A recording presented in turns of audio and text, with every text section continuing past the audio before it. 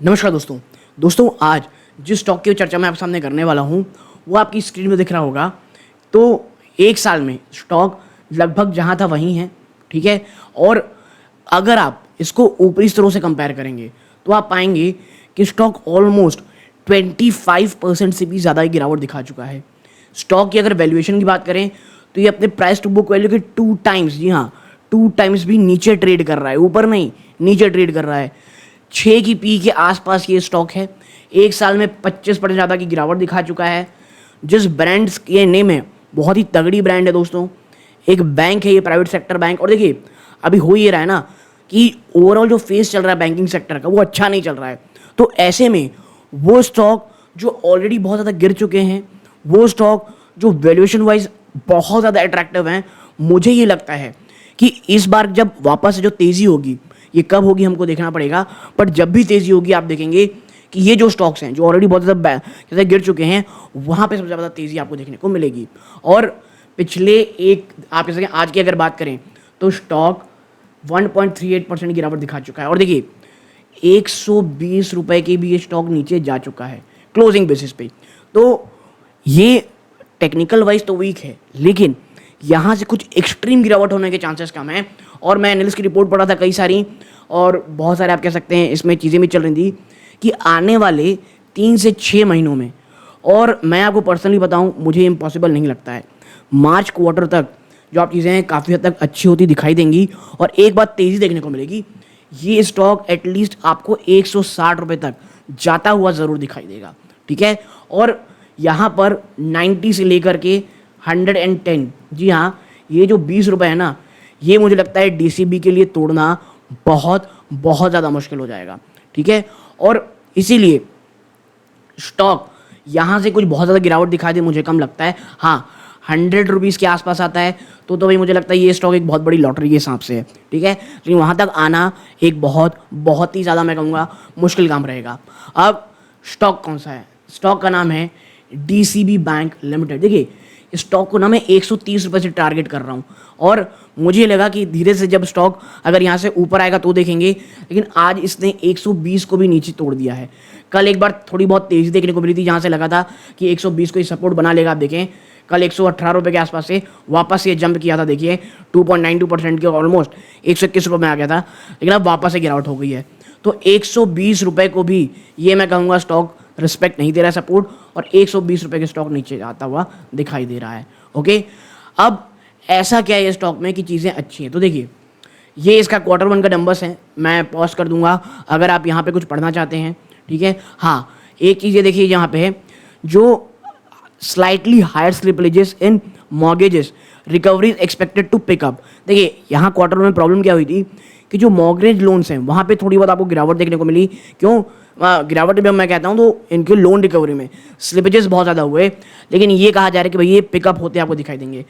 Kasa ratio बहुत अच्छे 25.41% में, एडवांसेस में 18.90% की ईयर ऑन ईयर जब की ग्रोथ हुई है दोस्तों। कंपनी धीरे धीरे फ्रंट लाइन में लगातार इन्वेस्ट कर रही है। ब्रांचेस इंफ्रास्ट्रक्चर देखेंगे 445 ब्रांचेस हैं, और क्वार्टर 1 में 3 नई ब्रांचेस भी इस कंपनी ने डीसीबी ने ऐड ऑन किए हैं। ये उनके जो इन्वेस्टर प्रेजेंटेशन है वहाँ से चर्चा कर रहा हूँ मैं, ठीक है। स्ट्रॉन्ग कैपिटल एडिक्वेसी रेशियो 15.95% में है। ओके, टॉप 20 डिपॉजिट देखेंगे 6.88%। देखिए ये जो डीसीबी बैंक टाइप के होते हैं ना बैंक, ये कोई बहुत बड़े बैंक नहीं होते हैं, और यहाँ पर जो टॉप हाई डिपॉजिट्स होते हैं ना, जैसे यहाँ पे टॉप 20 डिपॉजिट्स हैं, उनका परसेंटेज जानना बहुत ज़रूरी होता है। क्योंकि एक कोई बहुत बड़ा इन्वेस्टर या कह सकते हैं डिपॉजिटर अगर निकल गया, बैंक में बहुत नेगेटिव प्रॉब्लम आती है। तो ये चीज़ें इसलिए रहती हैं। ग्रॉस एनपी आप देखेंगे 3.33% में, नेट एनपी 1.18% में, ठीक है। सेविंग्स अकाउंट ग्रोथ देखेंगे 21.24% की ईयर ऑन ईयर ग्रोथ है। तो ये कुछ परफॉर्मेंस हाईलाइट हो गई। ओके, नीचे चलते हैं। ये परफॉर्मेंस हाईलाइट है। यहाँ पे अगर मैं चर्चा करूँ, बैलेंस शीट साइज में 17.36% का ईयर ऑन ईयर जंप है। ओके, पैट का प्रॉफिट आफ्टर टैक्स में 3.49% का ईयर ऑन ईयर जंप है। ग्रॉस एनपी आप देखेंगे तो ये क्वार्टर में एक साल पहले 3.26 थी, तो यहाँ पर आपको जंप आता दिखाई देगा। ओके, और जैसा मैंने कहा कंपनी ने भी कहा कि मॉर्गेज जो है चीज़ें हैं लोन्स हैं उस पर स्लिपेजेस में आपको बढ़ोतरी मिलती हुई दिखाई दे रही थी। अब अगर मैं नीचे जाऊँ, ये ईयर ऑन बेस में आप पॉज करके आराम से पढ़ सकते हैं। मेन जो मुद्दा है यहाँ पे जो यहाँ पे चर्चा करिए, देखिए ये इनका डिस्ट्रीब्यूशन नेटवर्क है, आप इसे देखना चाहें देख सकते हैं। आप पाएंगे यहाँ पे कंपनी जो मेनली है, ये देखिए ये जो स्टेट्स हैं यहाँ बहुत ही ज़्यादा कॉन्सेंट्रेटेड है, गुजरात, महाराष्ट्र, मध्य प्रदेश, आप ओडिशा, और आप कह सकते हैं ये चीज़ों में, ओके, ये तेलंगाना है, ठीक है, इन चीज़ों में कंपनी बहुत ज़्यादा कॉन्सेंट्रेटेड है। अब आते हैं हाईलाइट, जो आपको पता लगाने की क्या चीज़ें अच्छी हैं क्या बुरी हैं। तो देखिए ये हम सबको पता है एडवांसमेंट में 19% ग्रोथ है। आप देखें जो मॉर्गेजेस हैं, चाहे वो होम लोन हो या लोन अगेंस्ट प्रॉपर्टी हो दोस्तों, एमएसएमईज, एसएमई, गोल्ड लोन, को लेंडिंग और कंस्ट्रक्ट फाइनेंसेस, ये आने वाले समय में ग्रोथ को लीड करेंगे, ऐसा कंपनी का मानना है दोस्तों, ओके। अगर हम आगे बढ़ें यहाँ पे तो देखिए CASA, the focus is on savings accounts, savings account growth आप देखेंगे ये 21% कर रही है ईयर ऑन ईयर, और जो कासा में इंप्रूवमेंट दोस्तों ये डिजिटल चैनल के थ्रू देखने को मिल रहा है, और relation manager led engagement, okay. इसके बाद अगर मैं चर्चा करूं यहाँ पर 1 मिनट तो नीचे चलते हैं, अगर नॉन फाइनेंशियल फ्रंट बात करें तो जो बैंक है इसकी 2 बहुत ज़्यादा इंपॉर्टेंट टेक्नोलॉजिकल अपग्रेड्स किए गए हैं। It upgraded the treasury system, उन्होंने अपना ट्रेजरी सिस्टम को अपग्रेड किया। इसके साथ ही साथ साइबर सिक्योरिटी के पर्सपेक्टिव से बैंक ने अपना SIEM सिस्टम को अपग्रेड किया। और देखिए ये बहुत ही छोटी बात लग रही होगी, साइबर सिक्योरिटी में बढ़ाया गया है, लेकिन आपको पता है डिजिटल बैंकिंग आज के समय में कितनी इंपॉर्टेंट है। HDFC बैंक जैसे बड़े बैंक को भी बहुत ज़्यादा प्रॉब्लम फेस करनी पड़ रही थी, तो कंपनी इस बात को समझ रही है और मुझे लगता है ये एक अच्छा स्टेप है, ठीक है। इसके साथ ही साथ जो मॉर्गेज प्रोजेक्ट है दोस्तों, प्रोडक्ट है कंपनी के DCB बैंक के, वो एक रीवैम्प के दौर से गुजर रहे हैं और they will be reoriented to business loans, ठीक है। इसके साथ ही साथ the bank is reclaiming the 5 से 10 मिलियन रुपीज़ की space very well within the MSME self employed segment, और जो फोकस है ना वो 5 से आप कह सकते हैं 5 से 10 लाख रुपए की जो आप सैलरी क्लास है उस पर फोकस कर रही है कंपनी। इसके साथ ही साथ जो टॉप 20 डिपॉजिट्स हैं वो आ चुके हैं टोटल डिपॉजिट के 6.8% इन अ टाइट लिक्विडिटी मार्केट, और ये एक अच्छी चीज़ है, ओके। नाउ नेक्स्ट चीज़ अगर क्या है आप देखेंगे, जो SME बुक है वो ज़्यादातर भी ओवरड्राफ्ट प्रोडक्ट के ऊपर ज़्यादा है, ठीक है। आप देखिए COD through NIM decline on regulatory changes, इन बैंकों को, खासकर स्मॉल बैंकों को, स्मॉल फाइनेंस बैंकों को ये जो रेगुलेटरी चैलेंजेस आए हैं वो RBI कारण आ रखे हैं। और देखिए यहाँ पे कहा जा रहा है कॉस्ट ऑफ डिपॉजिट अभी स्टेबल है, 4% की क्वार्टर ऑन क्वार्टर ग्रोथ आप देखेंगे डिपॉजिट में देखने को मिल रही है। जो कॉस्ट ऑफ डिपॉजिट्स है उसमें बढ़ोतरी हुई है 2 बेसिस पॉइंट की क्वार्टर ऑन क्वार्टर 7.1%, ठीक है। और कॉस्ट ऑफ डिपॉजिट एक बहुत बड़ा प्रॉब्लम है तमाम बैंक्स जो झेल रही हैं, ठीक है। Suggesting better cost management, now the yield on advances however dipped sharply by 21 basis point quarter on quarter, ठीक है। एडवांसेस में आप देखेंगे तो क्वार्टर ऑन क्वार्टर की गिरावट आपको देखने को मिलेगी। Apart from seasonality and higher net slippages, yield were impacted by regulatory changes in penal interest getting routed in other income and regulatory changes। मैं आपको बार बार एक चीज़ बता रहा हूँ, ये जो क्वार्टर था ना जो आपको बैंकों में अंडर परफॉर्म देखने को मिल रही है, खासकर छोटे मंझोले बैंक में आप देख रहे हैं, वो पहला सीजनैलिटी, दूसरा जनरल इलेक्शन, तीसरा हीट वेव।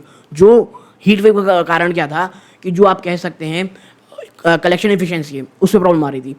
तो इसीलिए मैं कह रहा हूँ ये वर्स्ट केस आप कह सकते हैं प्रॉब्लम रहा है इन लोगों के लिए, okay. Now the bank has not quantified the above impact but maintain that was more one off in nature and there is limited slip over, ठीक है। तो बैंक ये कह रही कि भैया जो भी बहुत सारी चीज़ें प्रॉब्लमेटिक होनी थी वो हो चुकी हैं। हाँ, नेट इंटरेस्ट मार्जिन में आप देखेंगे 1 मिनट, नेट इंटरेस्ट मार्जिन में आप देखेंगे 23 बेसिस पॉइंट का गिरावट है quarter on quarter, 44 basis point का गिरावट है year on year. Part of the weakness in NIM was offered by strong fees which grow 52%। NIM में जो कमजोरी देखने को मिली, बैंक के पास जो तगड़ा फीस आया ना, जो अब जो चार्जेस बैंक यूज़ करती है उसमें 52% ईयर ऑन ईयर, उसने काफ़ी हद तक हेल्प किया। ऑपरेटिंग एक्सपेंसेस में आप देखेंगे तो वो ग्रो हुआ, उसमें थोड़ी ज़्यादा जंप आपको देखने को मिलेगी then expected at 18% year on year और 6% quarter on quarter. Operating earning में भी डिक्लाइन हुआ है 12% का क्वार्टर ऑन क्वार्टर, और इसने 6% मिस किया है 2.5 बिलियन रुपीज़ को, ओके। नाउ एक बहुत बड़ा सवाल जो जानना पड़ेगा, gross slippages higher but credit cost remain muted. देखिए जो ग्रॉस स्लिपेजेस है ना वो क्वार्टर ऑन क्वार्टर बेसिस में 3.02 से बढ़ करके 3.54% हो गए हैं, लेकिन हाँ ईयर ऑन बेस पे ये लोअर रहे हैं, लेकिन फिर भी एक्स गोल्ड लोन देखेंगे तो उसमें जो स्लिपेजेस हैं वो अभी भी बहुत ऊपर हैं 2.2% में, जो पहले 1.9% थे quarter on quarter, and driven by mortgages. Now जो नेट स्लिपेजेस हैं उसमें आपको जो आप कह सकते हैं ये आप कह सकते हैं net slippages came at 80 basis point. Headline आप देखेंगे, हेडलाइन ग्रॉस एनपी है उसमें भी 6% जंप आया है क्वार्टर ऑन क्वार्टर बेस पे। Okay, now the ratios higher by 10% quarter on quarter to 3.3%। PCR was broadly stable, और जो नेट एनपी है उसमें 7 बेस पॉइंट का क्वार्टर ऑन क्वार्टर बढ़ोतरी हुई टू 1.1%। और इसके साथ ही साथ we highlight that the bank has seasonality wherein slippage are tendency to be highest in the first quarter and lowest in the last quarter। और मैं यही बार बार कह रहा हूँ कि भैया ये फर्स्ट क्वार्टर है, जो भी बुरा होना रहता है, सबसे बुरा होना रहता है वो फर्स्ट क्वार्टर में हो जाता है और लास्ट क्वार्टर में लोएस्ट रहता है। तो यहाँ से ये बैंक लास्ट क्वार्टर तक एटलीस्ट 150 to 160 जाएगा, बहुत ज़्यादा उम्मीद है। बाजार मैं कहूँगा फ्लैट टू स्लाइट निगेटिव रहेगा, तो ये होगा। हाँ, अगर अब बाजार ही बहुत ज़्यादा टूटने लग जाए तो चीज़ें बहुत ज़्यादा प्रॉब्लमेटिक हो जाएंगी। Now reported credit cost remain muted at 18 basis point. Now despite higher gross slippages the write off ratio has been lower for the bank partly due to secured and granular of the asset. ठीक है, तो ये अच्छी चीज़ है।